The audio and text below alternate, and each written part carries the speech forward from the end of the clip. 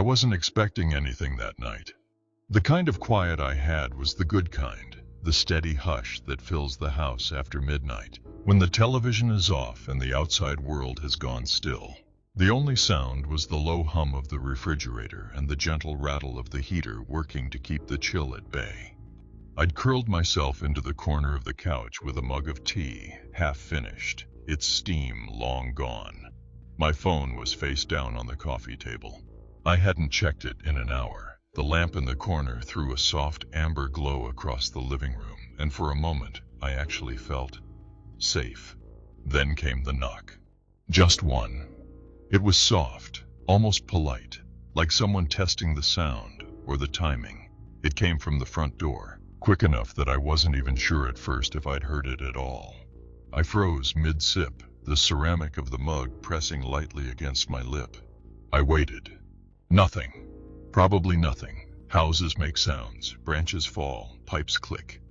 But then it came again, this time a little firmer, 3 even raps. Someone was there. I frowned. No one visits me this late. I live on a quiet road where even passing headlights are rare after dark. I set the mug down and padded softly toward the hallway. The porch light was already on, casting its weak circle over the front steps. I hesitated, not wanting to flick the deadbolt without looking first. The peephole was old, a little blurry, but good enough. I pressed my eye to it. No one. The porch was empty. My stomach tightened a little, though I told myself it was just a prank, or a delivery left behind too quietly. Maybe someone knocked and ran. Teenagers sometimes did that. I stepped back. The house felt different now, not warmer, not colder, just sharper, like the silence itself had picked up an edge. I went back to the living room and turned the lamp down to its dimmest setting, trying not to make a big deal of it in my own head. 10 minutes passed. Then came another knock, this time from the side door. 3 quick taps, confident, as if whoever it was already knew their way around the house. I stood up slowly, heart beating in my ears now.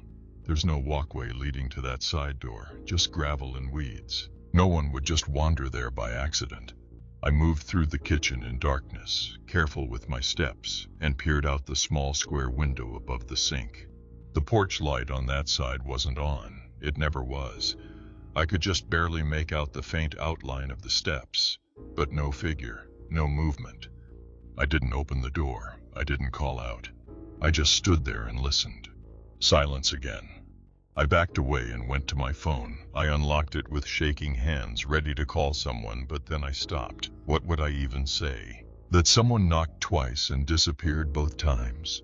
The minutes dragged. I turned the TV on low, not because I wanted to watch anything, but because I didn't like how I could hear the ticks of the house now. Then I noticed something. The front door was unlocked. I stared at it from across the room, pulse kicking hard. I always locked it after dark. Always. I remember doing it that evening. I can still hear the quiet click it makes.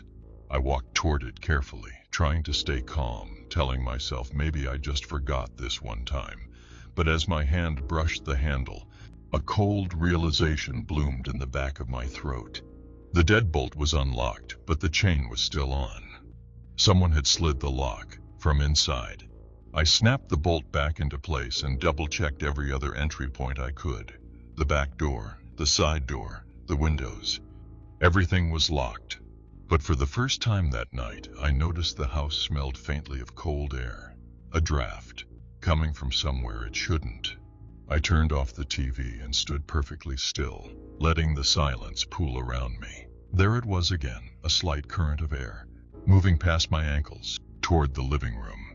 I followed it like a bloodhound. It led me to the basement door. It was open 2 inches. I never ever leave it open.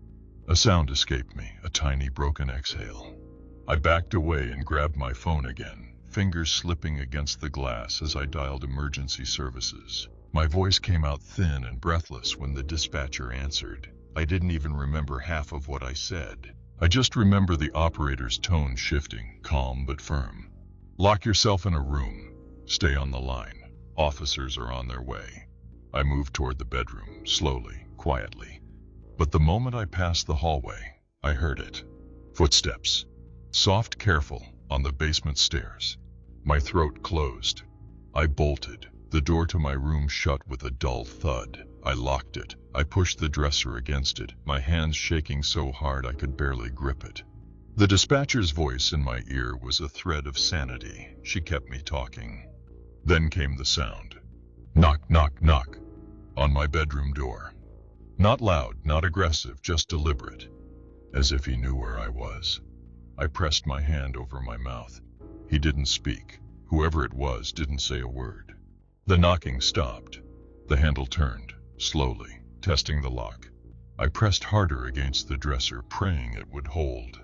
Then the silence returned, but it wasn't empty. I could hear him breathing on the other side. The dispatcher, in a clear tone, "They're close. Stay where you are. Stay quiet." I did. God, I did. But I couldn't stop my heart from hammering so loud it felt like it filled the room. Then, nothing. No knocking, no footsteps. The air went still. And for a terrible moment I thought maybe he'd left. Then I heard the window creak. The window, in the next room over. He was moving through the house. I scrambled to the closet and pulled the door shut behind me, clutching the phone so hard my knuckles ached. From inside I could hear the sound of my bedroom door finally giving way with a long, slow groan. I bit the inside of my lip until I tasted blood. The sound of footsteps on carpet. Slow, careful. He was in my room.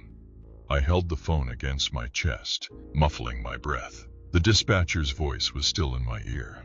Steady but distant. I barely heard the words anymore. Something brushed against the closet door. A fingertip. A knuckle. Knock, knock. And then the front of the house erupted with sound. Sirens, shouts, pounding boots on the porch. The stalker moved fast. I heard the footsteps retreat, the sound of glass breaking somewhere in the back.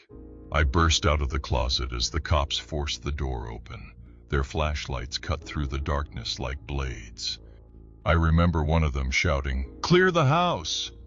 Another grabbed my arm and pulled me toward the doorway, out into the flood of lights and cold night air. Behind me, someone yelled, "He's running! Back of the house!" I looked over my shoulder once, just once. Through the kitchen window, in the blur of blue and red lights, I saw him. A hood pulled tight over his face, watching me. Then he disappeared into the trees. The officers didn't get him that night. They told me later he'd likely been inside for hours before I ever heard the first knock. And now, weeks later, even with new locks and cameras and alarms, I catch myself hearing it sometimes. A soft, polite knock on the door. Always at night.